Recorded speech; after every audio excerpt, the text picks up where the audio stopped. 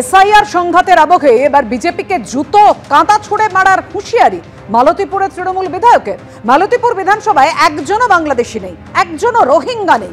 100% নাম ভোটার তালিকায় তুলে দিয়ে বিজেপির মুখের ওপর কাদা জুতো ছুঁড়ে মারব।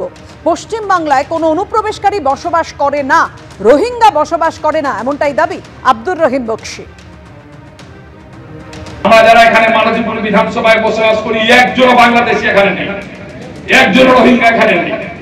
তাদের এর মধ্যে ভিন্ন চক্রান্তকে নস্বাত করে দেওয়ার জন্য যে ফর্ম ফিল আপটা হবে সেটা 100% করবো আমরা, 100 তে 100। এবং এই 100 তে 100 করে নেওয়ার পরে তাদের মুখের উপরে জুতো ছুঁড়ে মারবো আমরা। 100% ভোটার লিস্টের নাম আমাদের তুলে দিয়ে বিজেপিদের মুখের উপরে কাদা ছুঁড়ে মারবো, জুতো ছুঁড়ে মেরে দেখিয়ে দিব যে এখানে বাংলায় কোনো অনুপ্রবেশকারী নয়, বাংলায় কোনো রোহিঙ্গা বসবাস করে না। 100% নাম ভোটার তালিকায় তুলে দিয়ে বিজেপির মুখের ওপর কাদা জুতো ছুঁড়ে মারার অভিযোগ আব্দুর রহিম বক্সি যেটা দাবি করছেন, অনুপ্রবেশকারী বসবাস করে না পশ্চিম বাংলায়, রোহিঙ্গাও বসবাস করে না।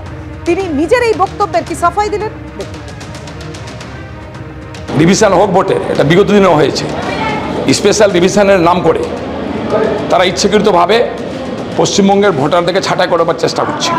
বহিরাগত নাম বলে, বাংলাদেশি নাম বলে, রোহিঙ্গা নাম বলে তারা এখানে কিছু ভোটারকে বাদ দিয়ে ভাবছে তারা ক্ষমতায় চলে আসবে। একটা ঘৃণ্য চক্রান্ত করছে তারা। সব পার্টি বিএলএ 2 থাকবে, আমাদের বিএলএ 2 যাতে সেখানে বিএলওরা যাতে কোনো রকম 2 নম্বরি করতে না পারে, সে কারণে আমাদের বিএলএ 2 তাদের সাথে থাকবে, চিহ্নিতকরণ করার জন্য থাকবে, ঘর দেখিয়ে দেওয়ার জন্য থাকবে, এবং 100% ফর্ম যেন তুলে নিয়ে আসতে পারে সেজন্য থাকবে। এবার আপনাদের জানিয়ে রাখি, পাল্টা আক্রমণ শানিয়েছে বিজেপি যে বাড়ি বাড়ি যাবে বিএলওরা, লাভলি খাতুনের মতো অনেক বাংলাদেশি ধরা পড়ে যাবে। আপনার বোধহয় মনে নেই, 2005 সালে সংসদে দাঁড়িয়ে আপনার নেত্রী মাননীয়া মমতা বন্দ্যোপাধ্যায় বলেছিলেন সারা পশ্চিমবঙ্গ জুড়ে 1 কোটির ঊর্ধ্বে বাংলাদেশি রোহিঙ্গারা অনুপ্রবেশ করেছে। আপনি তো দেখছি না আমরাই ভূত হয়ে যাচ্ছে। আগে বিএলওদেরকে তাদের কাজ করতে দিন, বুথে বুথে যেতে দিন, বাড়িতে বাড়িতে যেতে দিন, তাহলে দেখবেন ঠিক ওই যে আপনাদের লাভলি খাতুন ছিল না, লাভলি খাতুনের মতন অনেক বাংলাদেশি কিন্তু ধরা পড়বে। আব্দুল রহিম বক্সি যেখানে বলছেন যে কোনো অনুপ্রবেশকারী নেই, কোনো রোহিঙ্গা বসবাস করে না, আর এই অনুপ্রবেশ ইস্যুতেই মুখ্যমন্ত্রীকে নিশানা করছেন সুকান্ত মজুমদার। তিনি বলছেন পুলিশি নিষ্ক্রিয়তার অভিযোগ তুলে মুখ্যমন্ত্রীকে কটাক্ষ বিজেপি সাংসদের।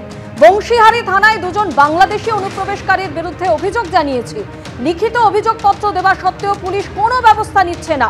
অভিযোগকারী ব্যক্তি যথেষ্ট প্রামাণ্য নথি দিলেও পুলিশের অবস্থান একেবারে নির্বিকার।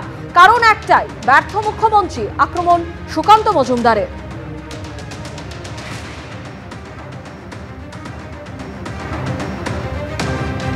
আর এই নিয়ে তৃণমূল কংগ্রেসের কি বক্তব্য, জয়প্রকাশ মজুমদার কি বলছেন শোনাবো। বারবার এই যে কথা বলছেন অনুপ্রবেশকারী, তার মানে অন্য দেশ থেকে ভারতের সীমানা অতিক্রম করে এই দেশে এসছেন। তখন বর্ডার সিকিউরিটি ফোর্স তথা অমিত শাহ কি ঘুমোচ্ছিলেন? সেটা তো সুকান্ত মজুমদারকে বলতে হবে। আর পুলিশ কোন আইনে কাকে গিয়ে জিজ্ঞেস করবে তুমি প্রমাণ করো কোন দেশের? কারুর কাছে কি এই সিটিজেনশিপ সার্টিফিকেট আছে না আইন আছে যে পুলিশ গিয়ে বলে তাদেরকে পুশব্যাক করবে? সেটা তো সম্পূর্ণ দায়িত্ব হচ্ছে কেন্দ্রীয় সরকারের। কেন্দ্রীয় সরকারের দায়িত্ব কেন রাজ্য সরকারের ওপর ছেড়ে দিচ্ছেন সুকান্ত মজুমদার? কেন্দ্রীয় সরকারের বাহিনীর নাকের ডগার ওপর দিয়ে আসছে, সেটা কি পয়সা কড়ির ব্যাপার আছে যে তারা ঘুষ দিয়ে ঢুকছেন? এটা প্রশ্ন উঠে গেছে। বিজেপি পার্টির জন্য ফান্ড কালেকশন হচ্ছে অনুপ্রবেশকারীদের কাছ থেকে, নয়তো তারা চলে আসছেন অনায়াসে। এই প্রশ্নের জবাব দিতে হবে বিজেপির নেতাদের। আর এই অনুপ্রবেশ ঘিরেই ফের উত্তপ্ত হয়ে উঠেছে ত্রিপুরার খোয়াই। অনুপ্রবেশকারী সন্দেহে কয়েকজনকে ধরে ফেলেন গ্রামবাসীরা।